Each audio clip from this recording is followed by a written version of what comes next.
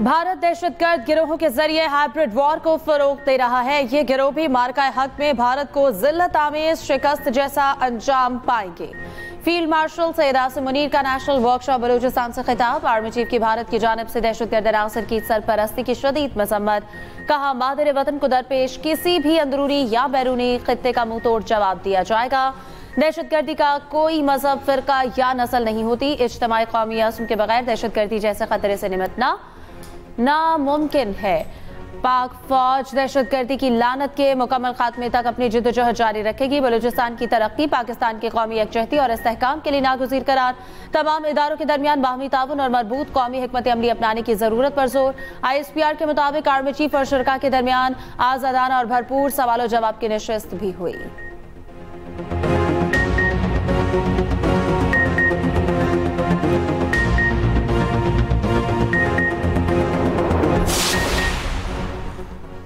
Operation सिंदूर की शिकस्त छुपाने के लिए मोदी का झूठा खेल बेनकाब। जंगी जुनून में मुब्तला भारत के परेले मिसाइल के तजुर्बात 28 और 29 जुलाई को उड़ीसा में डॉक्टर अब्दुल कलाम जजीरे में किए गए मिसाइल नुमाइश से सियासी बहरान संभालने की कोशिश। मिसाइल तजुर्बात खित्ते में कशीदगी बढ़ाने, हथियारों की दौड़ और तबाहकुन जंग की राह हमवार करने की साजिश। भारतीय जंगी जुनूनियत का मुंह तोड़ जवाब पाकिस्तान का जदीद नसर हतफ 9 मिसाइल है। सिक्योरिटी ज़राए के मुताबिक नसर मिसाइल भारत की हर किस्म की अस्करी साजिशों को नाकाम बनाने की कुव्वत रखता है। बानी PTI के बच्चे पाकिस्तान आएंगे, किसी को शक नहीं होना चाहिए, सिर्फ तारीख का तयन होना बाकी है। सेक्रेटरी इत्तलात PTI शेख वकास अकरम का एक्स पर बयान। कहा, बानी PTI ने अपने बच्चों को पाकिस्तान आने से कतई नहीं रोका। बच्चों ने जब फैसला किया तो वालिद को वाज़े कहा वो इजाज़त नहीं ले रहे, बता रहे हैं प्रोपेगेंडे से परहेज किया जाए क्योंकि इसका कोई फ़ायदा नहीं है।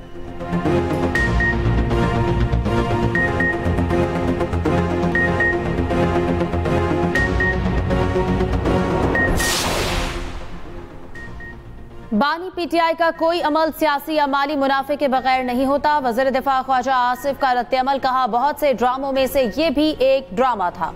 मकसद वालिद और औलाद की मुलाकात नहीं, सियासी मुनाफा था। तहरीक इंसाफ के कारकुन और इनके बच्चे इक़्तिदार की हवस और ख्वाहिशात की तकमील के लिए इस्तेमाल होंगे। कुर्बानियों के लिए औलाद भी दूसरों की और माल भी दूसरों का। तारीख में इससे बड़ी नौसरबाजी शायद ही किसी ने की हो।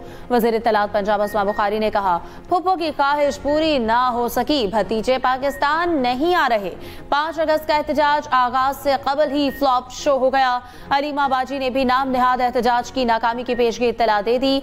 जब महात्मा के अपने बच्चे ही एहतजाज में शामिल नहीं होंगे तो इनकलाब कैसे आना था। हुकूमत 5 अगस्त की एहतजाजी कॉल से बौखलाहट का शिकार हो चुकी। ये एहतजाज जाली हुकूमत के सियासी ताबूत में आखिरी कील साबित होगा। मुश्तिर इत्तलात खैबर पख्तूनख्वा बैरिस्टर शैफ ने कहा, अब जाली हुकूमत बानी PTI की रिहाई को मजीद नहीं रोक सकती।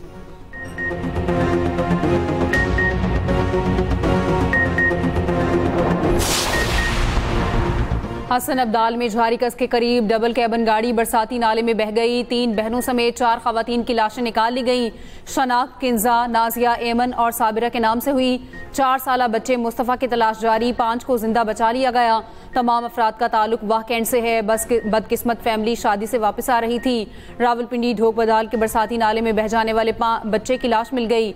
रावलपिंडी और इस्लामाबाद में तूफानी बारिश से जल थल एक। कलर कहार के 4 देहात में तूफानी बारिश से तबाही, दर्जनों मकान, बिजली के पोल, ट्रांसफार्मर जमीन बोस, सोलर पैनल उड़ गए, दरख्त गिर गए, बिजली का निजाम दरहम बरहम। गलियात में शदीद बारिश, मकान की छत गिरने से 2 बच्चियां जाँ बहक। आज़ाद कश्मीर के मुख्तलिफ इलाकों में भी बादल जमकर बरसे।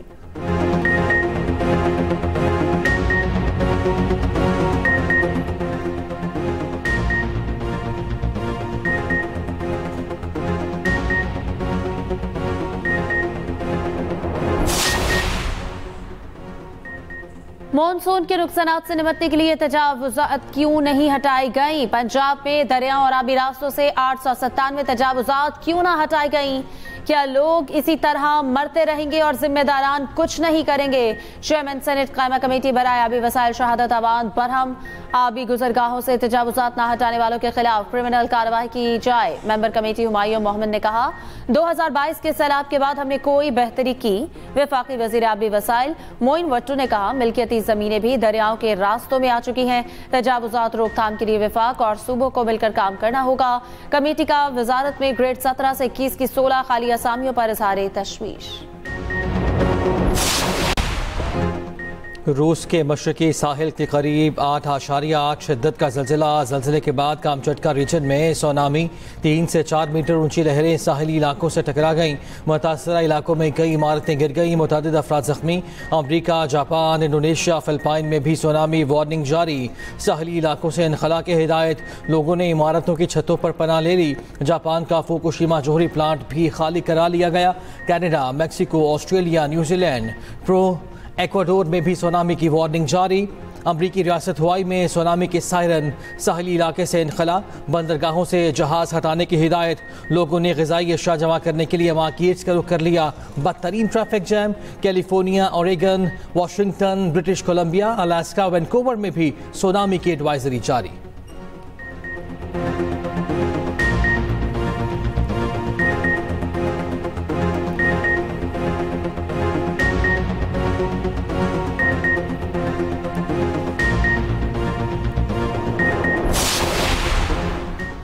पाकिस्तान में रवां साल मुआशी शरह-नमू 3.6% रहने का इम्कान। मुआशी तरक्की की रफ्तार हुकूमती तखमीनों से कम रहने का खदशा।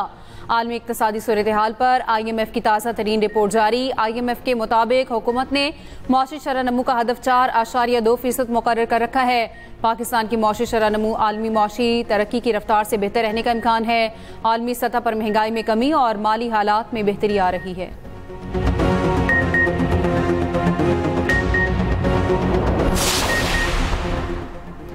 बलूचिस्तान में गैरत के नाम पर एक और जोड़े का लर्ज़ाखेज कत्ल। मस्तूंग में पसंद की शादी करने वाले मियाँ बीवी 7 साल बाद कत्ल। लेविस के मुताबिक शुएब ने 7 साल कबल कोयटा की खातून से कोर्ट मैरिज की थी। कुछ अर्सा कबल शुएब का ससुराल वालों से राजीनामा हो गया। खातून के भाइयों ने मियाँ बीवी को दावत पर बुलाया। मकतूल हामिला बीवी के हमरा पंजगोर से कोयटा आ रहा था। मुलजिमान ने लुकपास के करीब होटल में फायरिंग करके मौत के घाट उतार दिया। मकतूल के भाई की मुद्दत में मुकदमा दर्ज। खातून के 5 भाई नामजद। मुलजिमान की तलाश जारी।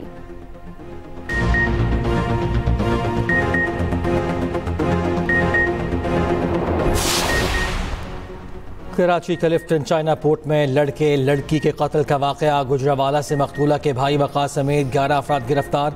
मकतूल साजिद के अहल खाना कराची पहुँच गए। वालिद का बयान रिकॉर्ड। मकतूल के अहल खाना का कहना है कि हमें साजिद और सना की शादी का इल्म नहीं था। सोशल मीडिया से कत्ल का पता चला। हमें भी खतरा है। हुकूमत तहफ़्फ़ुज़ फराहम करे। DIG साउथ कराची कहते हैं वक़ास की कराची ट्रैवल हिस्ट्री नहीं मिली। मकतूल के वालिद ने 5 अफराद को कराची में दर्ज मुकदमे में नामजद करने का कहा है। ज़्यादातर चीज़ें हमने जो स्टेटमेंट दी है उसके अंदर भी मेंशन कर दी हैं, बट मैं जो है वो आपकी खिदमत में पेश कर देता हूँ। पहली बात तो ये कि पिछले साल हमारा जो इन्फ्लेशन था, जो फिस्कल ईयर ख़त्म हुआ है, हेडलाइन इन्फ्लेशन एवरेज जो है वो 4.5% रहा, जो कि हमारे जो रेंज है जो हमने डिसाइड की हुई थी स्टेट बैंक की तरफ से टारगेट वो, और गवर्नमेंट का भी वही टारगेट था 5 to 7%, तो उससे स्लाइटली नीचे की साइड पे था, but was close to the target. जो नेक्स्ट ईयर के लिए हमने उसकी प्रोजेक्शन है वो भी मैं आपसे बाद में शेयर करता हूँ, लेकिन जो इसमें जो कंट्रीब्यूटरी फैक्टर्स थे ओबियसली एक तो फूड इन्फ्लेशन जो है उसमें काफ़ी ड्रास्टिक पिछले साल जो है वो कमी आई, और उसके साथ साथ जो है वो कंट्रीब्यूटरी फैक्टर्स से ओबियसली एक तो फूड इन्फ्लेशन जो है उसमें काफ़ी ड्रास्टिक पिछले साल जो है वो कमी आई, और उसके साथ साथ जो है वो जो कोर इन्फ्लेशन है जो कि ज़्यादा स्टैटिक रहता है और उसमें कमी कम होती, तो उसमें भी आहिस्ता आहिस्ता पिछले साल के अंदर कमी आई, और जो पिछला महीना था जून का महीना उसमें ये कम हो गए तो अब 7.2% के करीब आ गया कोर इन्फ्लेशन, और इसी तरह जो हमारा हेडलाइन इन्फ्लेशन है पिछले महीने जून में ये 3.2% था। तो आपने देखा होगा कि अप्रैल के अंदर जो है वो इन्फ्लेशन हेडलाइन जो है वो बॉटम आउट हुआ, और ये तकरीबन 0.3% के करीब आके तो इसने बढ़ना शुरू कर दिया।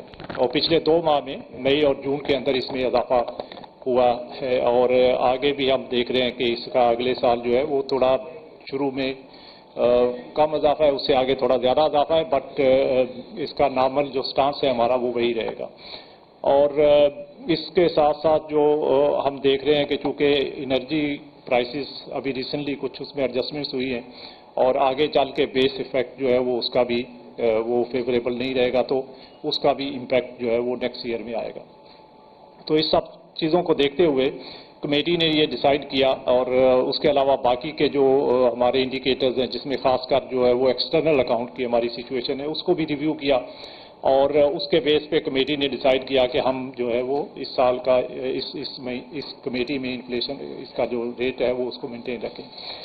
खासकर एक्सटर्नल अकाउंट के ऊपर बहुत ज़्यादा केयरफुली उसको रिव्यू किया गया और उसके अंदर रिसेंट जो चेंजेस आई हैं उसके ऊपर काफ़ी फोकस किया गया। और आपने देखा होगा कि हमारे इंपोर्ट्स जो हैं वो पिछले साल जो 24 का साल था उसके मुकाबले में 25 में उसमें सब्सटेंशियल इंक्रीज आया। जो 24 के अंदर 53 बिलियन डॉलर्स के इंपोर्ट्स थे जो 2025 में बढ़ के तो तकरीबन 59 बिलियन जो है 59.1 बिलियन डॉलर्स वो हो गए। तो इसके अंदर जो ओवरऑल इंक्रीज था वो तकरीबन 11% के करीब था, 11.1%।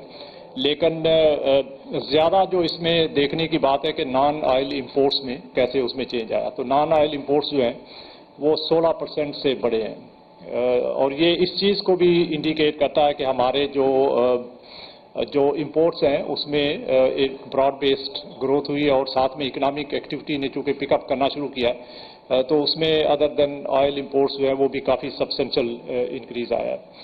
और साथ साथ जो है वो हमारे जो दूसरे करंट अकाउंट के हमारे कंपोनेंट्स हैं जिसमें रेमिटेंसेज हैं, एक्सपोर्ट्स हैं, उसमें भी आया है, थोड़ा इजाफा हुआ है उसमें भी, लेकिन एक्सपोर्ट्स का इजाफा जो है वो काफ़ी कंटेन्ड है एज कम्पेयर टू रेमिटेंसेज। तो लास्ट ईयर एक्सपोर्ट्स जो है वो 4% से थोड़ी ऊपर बढ़ी हैं जो कि वो रिलेटिवली कम थी, उसको मजीद जो है वो बेहतर होना चाहिए ताकि हम अपना करंट अकाउंट जो है उसको मेंटेन कर सकें, सरप्लस या उसके डेफिसिट को कंटेन कर सकें।